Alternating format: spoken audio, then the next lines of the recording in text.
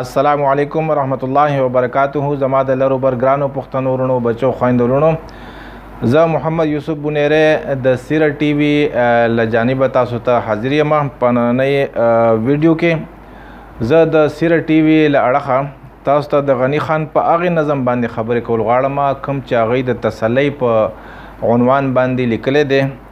راځئ چې اورو غنی خان د قام له څه تسلي ورکول غواړي. غنی خان وایي د تهمت نه په جهان کې څوک خلاص نشته، چې اسمان وي کله کله وي وریځې، چې کم اصل وي په هیڅ هم نه خپلیږي. چا غړلی دی د شنو شګو نه مزې، د قالین برابري به کله وکړه که هزار رنګه شي رنګ بون او بروزې. او که د وچو په ډیري کې ته یو لون یې، ګمان مه کوه چې ته به ونه سوځې. د مردانو کار دی، د مردانو کار د پلک جواب په سوک وي، هسې نه چې کړې جړا لکه د ښځې. او چې وخت راشي خزړه تش که غنی خانه، سو د قهر و لړمون کې پټ پټ سوځي. غنی خان د قام بچو ته اکو زامن دي او کلونه دي، هغوی ته دا خبره کول غواړي چې د تهمت نه په جهان کې څوک خلاص نشته، چې اسمان وي کله کله وي وریځې. کومو انسانانو کې چې الله سبحانه وتعالی یو صلاحیت ښیي د مخکې د تلو او د څه نه څه د کولو، او دی بیا دغه صلاحیتونه په استعمال کې راولي، نو الله سبحانه وتعالی دله نوم هم ورکوي او دله شان و شوکت هم ورکوي. کله چې د نوم کېږي نو ګیر چاپېره خلق د خپل خپلوان او پردي هغه په د باندې ناسو د عناد د وجې نه، د حسد او د بعد د وجې نه په د باندې تهمتونه لګوي. اکو هلک او که جنۍ، الحمدلله د پښتون قام بچي چې دی یا پښتون قام دا ډېر باصلاحیته دي.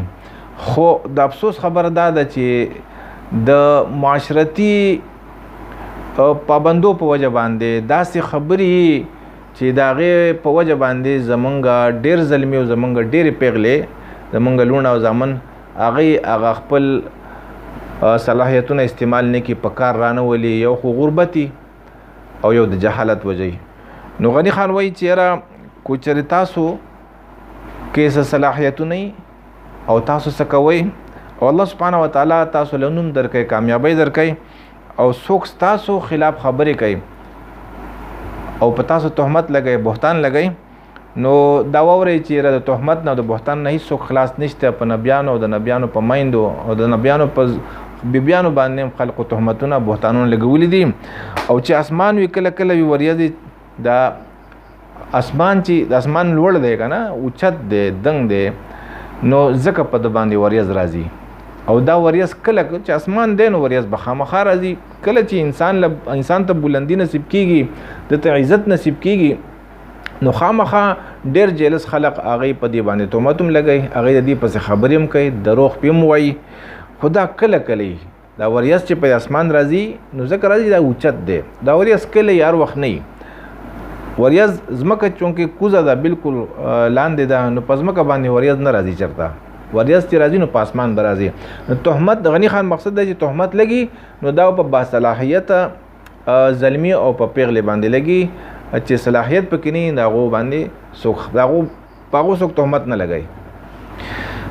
چې کم اصله وي په هیڅ هم نه خپلیږي، چا غړلی دی د شنو شګو نه مزې. غنی خان بیا د خپل نوجوان نسل ته دا خبره کوي، د خپل قام ته، چې څوک کم اصله وي د چا فطرت چې د مار او د لړم په شانې چې د هغه کار بل له ټک ورکولي، او که په خپله کامیابیږي او که نه خپلې کامیابۍ غرض یې نه خو چې بل ناکامه کړي، نو دغه په هیڅ هم نه خپلیږي.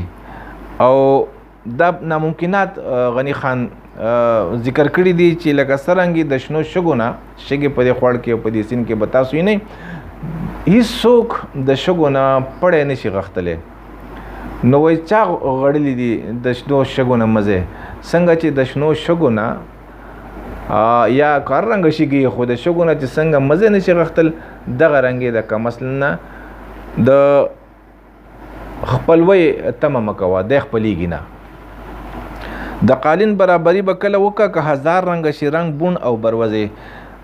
قالین چې دی کارپېټ، د دې برابري کله کولی شي، دا تاسو پوخا اوس په زموږ په خیال زموږ په علاقه کې به شاید پوخا په زمانه کې به دا میزرې به ورته وي، بروزه به ورته وي، بون به ورته وي. د دې نه به خلکو دا پوزي جوړوله. موږ ورته په دې خپله کلیواله ژبه کې بانډیري وي، پوزي به یې جوړول. نو دغه پوزی چې د بون بروزې او د میزرې نه جوړ شوی، دغه د قالین چې هغه د اعلی تار نه د بهترین کاریګرۍ باندې جوړ شوی، څومره ښایسته رنګینې، د هغې برابري چرته هم نشي کولی. مقصد دا دی چې کم لاندې انسان دی او کم ناکام انسان دی، هغه کو هر څومره په چا باندې تهمت ولګوي او هر څومره د لار بندی او دیوال جوړیږي چې دا بل سړی ترقي ونه کړي، نو دی چرته هم د هغه په لار کې دیوال نشي جوړېدلی. د غني خان د قام ظلموله او د قام پیغلو له دا یو پیغام ورکوي چې تاسو مخې ته ځئ او هیڅوک د یو اصیل او د یو کامیاب سړي مقابله نشي کولی چې کم ناکام او کم اصلی. که د وچو په ډیري کې ته یو لوندې ګمان مه کوه چې ته به ونه سوځې. وچه ګیا چې دا یا وچ ډکې چې دي، نو دې له چې اور ورکړي دا ډېر زر سوځي. اوس ټول ډیری چې دی د وښو شو یا د لرګو شو د ډکو شو، دا ټول وچ دی او یو پکې لون دی. نو دا څوک نشي ویلی چې دا لون ډکې به پاتې شي، دا به ونه سوځي، نه دا لون به هم سوځي. مقصد د غني خان دا دی چې کو ته ښه نیکې او ته علم والی، ته صبر والی، نو د بدنسلو سره، د کمسلو سره او د ګناهګارو سره، د هغې خلقو چې هغه د الله نه لري او هغه د معاشرې نه سوري، نو د هغوی سره تاسو مکه نه پاسئ، رشته ورسره مه کوئ، یاري دوستي ورسره مه کوئ. سوال نه پیدا کیږي چې یاره تاسو د هغې سره کینې پاسئ او ناسته ولاړه ورسره کوئ، رشته دوستي ورسره کوئ او تاسو د هغې بدو نه تاسو بچ شئ. تاسو به هم د هغې د بدو ښکار کیږئ، تاسو هم د هغوی د نقصان ښکار کیږئ. د مردانو کار د پلک جواب په سوک وي، هسې نه چې کړې جړه لکه د ښځې. بیا غني خان درس ورکوي د پښتون قام ته چې د نارینه کار او د نر او د بهادر کار دا دی چې کو څوک ولا پلک دشمن ولا پلک راچي او دشمن په لاس کې پلک ته د سړی سم نشته دی، نو دی ولا سوک ورکوي. او هسې نه چې کې جړه لکه د ښځې، هسې نه چې بس د هغه په لاس کې پلک دی، نو تم د خپلې دفاع دپاره څه نه څه کوه، ته وله د هغې جواب په سوک باندې ورکوه. د زنانه په شان به جاړې نه، چغې به نه وباسې چې هله غرق شومه، نه، ته خپل همت وکړه، هغه خپل کار کوي، ته خپل همت وکړه. او چې وخت راشي ښځه له تش که غني خانه سو د قهره به لړمون کې پټ پټ سوځي. غني خان وایي غني خان هم غریب د معاشرې د لاسه، د خلکو د لاسه په زړه کې ډېر سوځي. نو غني خان وایي چې وخت راشي ای غني خانه، نو ښځه له تش که د خلکو ته چېرې په تاسو کې دا دي او په تاسو کې دا دي، تاسو دا ولې کوئ، دا ولې کوئ. غني خان په زړه کې څه نه دي ساتلي. نو ځکه ځان ته وایم چې کله وخت راشي، یعنې بې وخته شور مه کوه، چې وخت راشي په هغې وخت باندې خبره کوه. د خبرې یو وخت او د وخت نه مخکې څوک خبره نه کوي، د هغې څه فایده نه وي. نو چې وخت راشي ښه زړه تش که او څو به د قهره په لړمون کې لکه پټ پټ سوځې.